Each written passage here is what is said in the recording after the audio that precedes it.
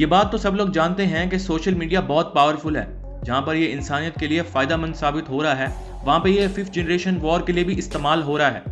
नाज़रीन, आज की इस वीडियो में हम लोग बात करने वाले हैं एक ऐसे अहम सोशल मीडिया प्लेटफॉर्म के बारे में जो कि पहले एक पब्लिक कंपनी था और अब एक प्राइवेट कंपनी बन चुका है।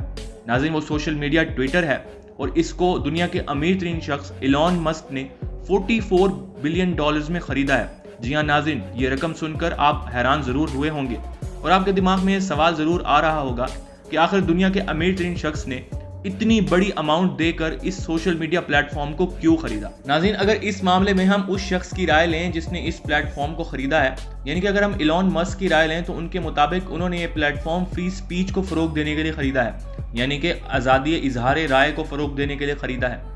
नाज़रीन, अब इसमें कितनी सच्चाई है या कितना झूठ, इस बारे में हम बाद में बात करते हैं, लेकिन उससे पहले इस प्लेटफॉर्म को खरीदने की इंटरेस्टिंग जर्नी के बारे में बात कर लेते हैं। नाज़रीन, इलॉन मस्क ट्विटर में इंटरेस्टेड हैं। दुनिया को ये बात तब पता चली जब इलॉन मस्क का ट्विटर में 5% स्टेक हो चुका था। नाज़रीन, जब कोई शख्स किसी भी कंपनी में 5% से ज़्यादा स्टेक ले लेता है तो उसे पब्लिकली सामने आना पड़ता है। इसलिए दुनिया को पता चला कि इलॉन मस्क ट्विटर में इंटरेस्टेड है। इसके बाद इलॉन मस्क ने अपने इस स्टेक को बढ़ाकर 9% कर दिया, जिसके बाद ट्विटर के पुराने CEO पराग अग्रवाल ने इलॉन मस्क को ट्विटर के बोर्ड में एक सीट भी ऑफर की, जिसे पहले तो इलॉन मस्क ने एक्सेप्ट कर लिया, लेकिन बाद में ट्विटर पे कड़ी तनकीद के बाद उन्होंने इस सीट को रिजेक्ट कर दिया। नाज़रीन, इस सब के कुछ अरसे बाद ये खबर सामने आती है कि इलॉन मस्क ने एक डील साइन कर ली है और इस डील के तहत इलॉन मस्क ने $43 बिलियन में ट्विटर को खरीद लिया है।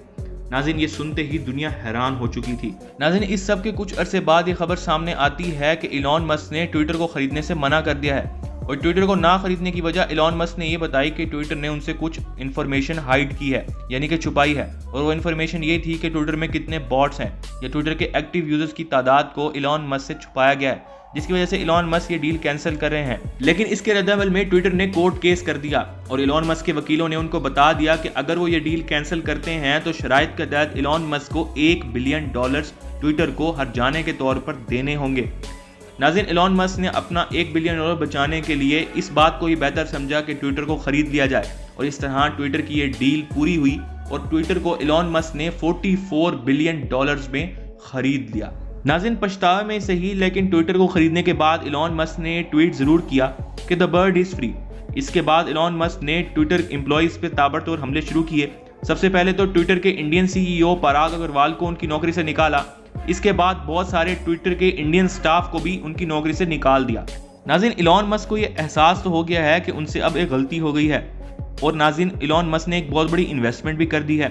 अब इस इन्वेस्टमेंट को रोल बैक करने के लिए इलॉन मस्क चाहेंगे कि ट्विटर का रेवेन्यू बढ़ाया जाए और ट्विटर के रेवेन्यू को बढ़ाने के लिए सबसे पहली अतरंगी हरकत जो इलॉन मस्क ने की है वो ये है कि ट्विटर के ब्लू टिक्स को $8 पर मंथ पर अब बेचा जा रहा है, यानी $8 पर मंथ की सब्सक्रिप्शन पे अब किसी को भी ब्लू टिक्स मिल जाएंगे। नाज़रीन, ब्लू टिक्स बहुत ज़्यादा अहमियत के हामिल होते हैं। ये उन लोगों को दिए जाते हैं जो कि बहुत मशहूर होते हैं ताकि लोग उनके अकाउंट को रिकॉग्नाइज कर सकें। नाज़रीन, इस ब्लू टिक की मंडी खुलने के बाद कुछ ऐसे अकाउंट्स मंजर आम पर आए हैं जो कि बहुत नाजेबा हैं। नाज़रीन, इस सब को खातिर ख्वाह ना लाते हुए इलॉन मस्क अब ट्विटर का रेवेन्यू और ज़्यादा बढ़ाना चाहते हैं और इसके लिए इलॉन मस्क ट्विटर को ऑल इन वन एप्लीकेशन बनाना चाहते हैं, जैसे कि चाइना की एप्लीकेशन WeChat है, यानी कि इसी एप्लीकेशन पे ट्रांजैक्शन भी हो जाए, लोग वीडियोस भी शेयर करें। इसको टिकटॉक का भी टच दिया जाना चाहिए ताकि ज़्यादा से ज़्यादा इन्वेस्टमेंट इलॉन मस्क की वापस आ सके और ट्विटर का रेवेन्यू बढ़ सके। नाज़रीन, ट्विटर एक बहुत इन्फ्लुएंशियल प्लेटफॉर्म है और यहाँ पर बड़ी तादाद में सार्फिन मौजूद हैं जो कि अपनी राय का इजहार करते हैं। नाज़रीन, यहाँ पर बड़े बड़े पॉलिटिशियन से लेकर इदारों तक के अकाउंट मौजूद हैं जो कि अपनी इन्फॉर्मेशन और राय यहाँ पर शेयर करते हैं। नाज़रीन, ट्विटर एक बहुत क्रेडिबल प्लेटफॉर्म है और आज़ादी इजहार राय के बहाने कुछ भी ट्वीट किया जाएगा तो नाज़रीन ट्विटर अपनी क्रेडिबिलिटी खो देगा और ये क्रेडिबिलिटी खोने के बाद ट्विटर में बहुत ज़्यादा मिसलीडिंग इन्फॉर्मेशन फैलती जाएगी। ये एक बहुत बड़ा प्लेटफॉर्म है और इस पर बहुत बड़ी ऑडियंस भी मौजूद है। अगर इस ऑडियंस को सही तरह से मैनेज ना किया जाए, अगर कुछ रिस्ट्रिक्शंस ना लगाई जाए तो ये प्लेटफॉर्म बहुत ज़्यादा हार्मफुल भी साबित हो सकता है।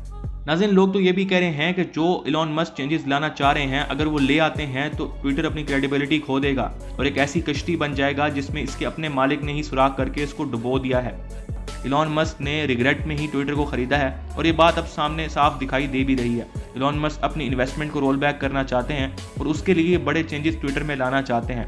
अब ये नहीं जानते हम कि ट्विटर में इन चेंजेस के बाद ट्विटर के साथ क्या होगा, लेकिन अगर आप ट्विटर के एक यूज़र हैं तो हमें ज़रूर बताइएगा कि इलॉन मस्क जो चेंजेस लाना चाह रहे हैं क्या वो ट्विटर के लिए अच्छे हैं या बुरे।